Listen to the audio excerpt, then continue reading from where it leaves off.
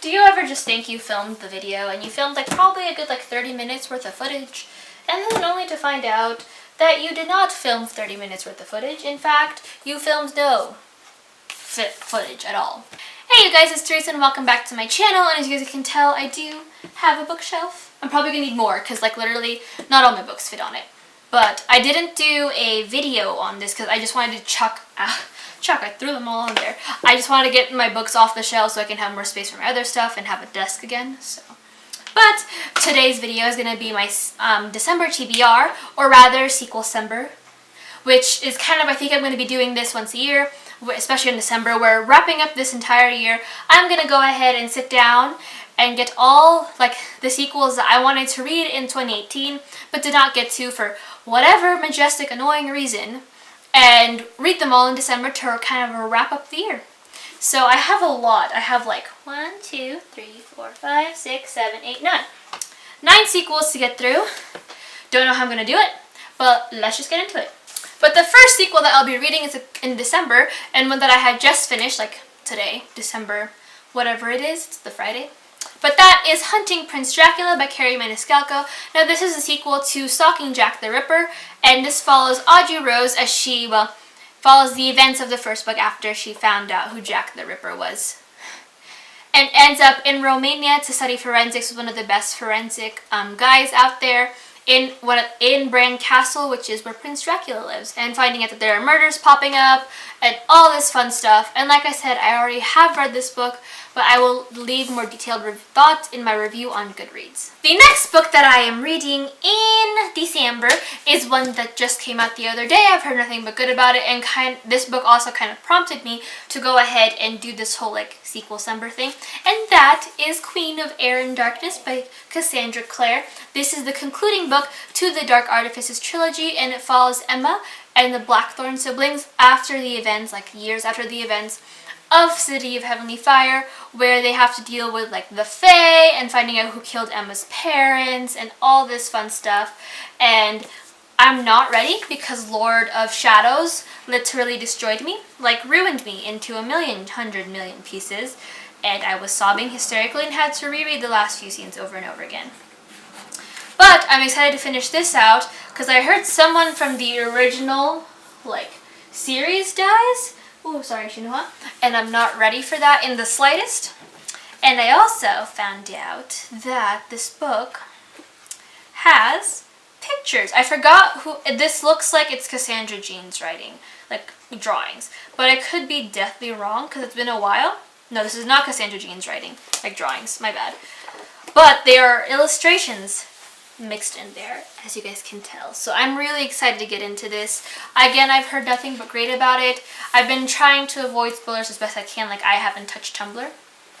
Twitter is a thing. I haven't looked at anything in the Explorer section for Instagram because, my phone listens in on the things I say and buy. So I'm going to be picking this up today or tonight, depending on my mood.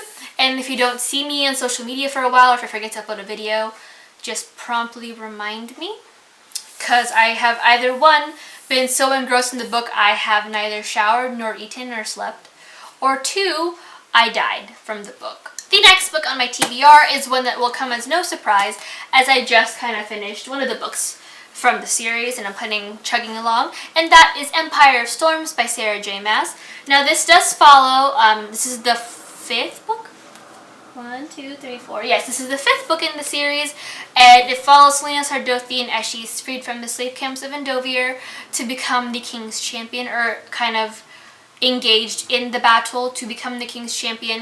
And after she does that, she can go ahead and enjoy the rest of her life however she might chooses after a few years of doing what the king wants. Now, I do need to pick up the sequel, the prequel novella for that, so I need to do that soon. But I'm so excited for this book, you guys. You have no idea. The last book threw me in for a loop, as these past few books have been doing. So, like I said, I'm excited to pick this up. Sarah J. Maas' writing is a lot like Cassandra Clare's, where it just gets better and better and better. However, where Cassie tends to stay within YA, I do have to agree that Sarah J. Maas does sometimes tether into YA, into new adult / adult, which is kind of a goal I want for my own personal writing. So Very excited for this one, and I'm not ready for any possible heartbreak. And more characters. This is great. Great. This is wonderful. I enjoy that. I read the last line. It's fine. I'm already emotional. It's fine. The next book on this list is another Sarah J. Maas book, and it just came out, I believe, this year, and that is A Court of Frost and Starlight by Sarah J. Maas. This is the sequel novella to A Court of Thorns and Roses, and it follows a year after the events of A Court of Wings and Ruin. I can't give out too much, but just know that it's happening during the winter solstice. Feyre's kind of dealing with her new position in the court, and it's a year after the emotional turmoil that is A Court of Wings and Ruin. Like I said, I should have picked this up when it came out, I think in June or July, but my friend read it and she was like, I would just wait for the paperback, not worth it. But I was in a weird A Court of Wings, like A Court of Thorn Roses mood. I still am, so I should be doing a reread month on that soon. But so I just kind of picked this up on a whim, and I don't really regret it because it's like so pretty, and like honestly the outfits on like any of Sarah J. Maas's books are just gorgeous. Like, the next book, I believe, is another 2018 release, and that is Ink Mistress by Audrey Coulthurst. This is a prequel novel to A Firing Star set in the same series, same kingdom, same universe, but different characters. This one follows a demigod who can write the future using her own blood, and after the death of her family, she ends up, or her girlfriend. But her girlfriend thinks that the king had done it, had killed her family off, and goes on a revenge plot, unaware that it was low-key kind of her fault. So I'm excited. Audrey Coulthurst is one of my favorite authors that I have discovered recently, and I'm so happy that her novels have been doing so well. I was kind of hesitant to pick this up. I have heard some mixed reviews on this. It's either really good for some people or it's lacking for others, but I'm just going to pick it up anyway because, like, you can't go wrong with female romances set in the fantasy world. The next book on this list literally comes as a surprise anytime I bring it up to someone or start reading it, and that is Percy Jackson and the Sea of Monsters by Rick Riordan. This is the second book to the Percy Jackson and the Olympian series, and it follows young little middle schooler Percy Jackson as he tries to save the world. Again, with Greek gods in it. And as I say this, it's probably coming to a shock for a lot of you guys since I am such a huge Greek myth buff. I love mythology in general, but Greek myth is something that I personally identify with the most. And everyone's so surprised that I've never finished the series because I've only read up to this book. But I am here and I'm going to finish out the series strong and then continue on with the rest of his books, and we're going to love it. And we're not going to talk about the fact that I read this series in like middle school, and here I am at 22 finally getting around to finishing it.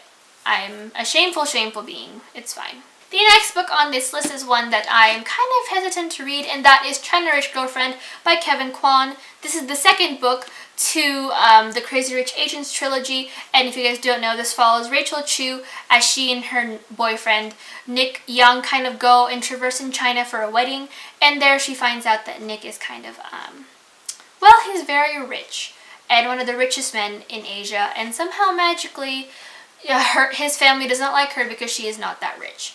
Now, I read the first book, I enjoyed it. I had a lot of issues with it, but I heard the second book was even better and that it was even funnier. And like, if you guys don't know, and before you go into watching the movie or reading the books, this is a heavy satire on kind of rich Asian culture. So a lot of people don't know that going in, think it's going to be a cute little rom-com, and they read it and they're like, what the is this? But it is a satire just put in a rom-com kind of situation. The second to last book in this list is one that I've been putting off for a while because I know what happens because it's been foretold in the entire thing, and that is The Raven King by Maggie Stiefvater. This is the concluding book to the Raven cycle, and it follows Blue Sergeant, Ronan, Gansey, Noah, and Adam as they search for this dead Welsh king who Gansey believes is sleeping somewhere in like the fields of Virginia. I don't know. I've never been to Virginia. Does it have mountains? Is it just fields? I don't know. So, yeah. But if you guys don't know, I've been rereading the series via audiobooks because it's just easier for me to get through Maggie's like more denser writing. So I'm definitely going to go ahead and pick this up via like normal book and read through it, and then we'll see how I get through it.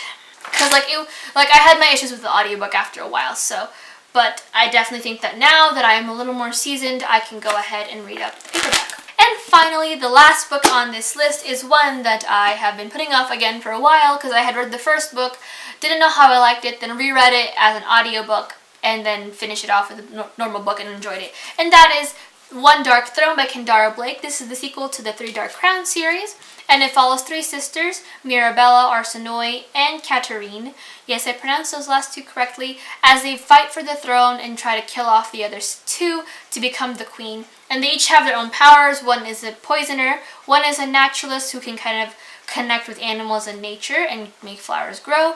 The other one is an elementalist. So I have heard nothing but good about this. I heard that it's kind of like the second book, where it kind of fixes what this first book had issues with, which was like it was really slow, lots of character dumping. So I'm excited for this one. If it turns it on its head, I'm not going to complain. But I do know what happens to one of my favorite characters in it, and it kind of ruins an OTP I was hoping to look forward to. But it's fine. Fan fiction fixes things. And that is it for my December TBR. I'm slowly losing my voice, because this is a lot of books and a lot of things to talk about. But like I said, if you guys have any suggestions for any tea talks, book of the weeks, series review, I am wrapping up 2 series this month. So if you guys want me to read those, feel free to mention that and I'll prioritize. If you have any suggestions for more videos or more books you want me to read in the future, leave those down below as well. I do plan on making a list of books to read in 2019.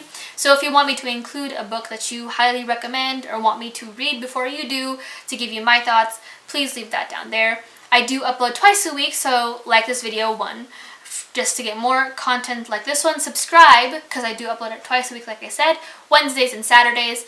And then all my social media links and any like reviews that I have mentioned are going to be down below for these books, or like the series in general. So, but until Wednesday, I will talk to you guys in the comments and on social media. So, bye.